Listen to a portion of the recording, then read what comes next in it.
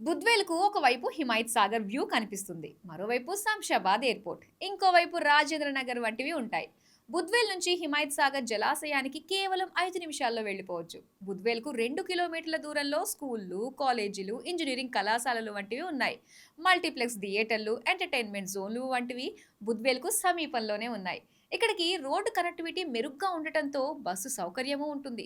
బుద్వేల్ పక్కనే ఉన్న కొత్వాల్గూడలో 85 ఎకరాల్లో అభివృద్ధి చేసిన ఎకో పార్క్ను ముఖ్యమంత్రి రేవంత్ రెడ్డి ఇటీవల ప్రారంభించిన విషయం తెలిసిందే. దీంతో ఈ ప్రాంతం పెద్ద టూరిజం హబ్గా మారనుంది.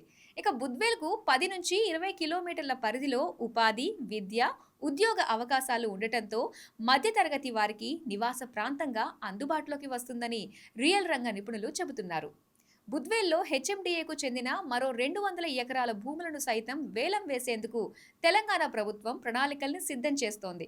దీంతో ఈ ప్రాంతం అత్యంత వేగంగా అభివృద్ధి చెంది వచ్చే 4, 5 ఏళ్లలో కనీవినీ ఎరుగని రీతిలో మారిపోయే అవకాశం ఉంది.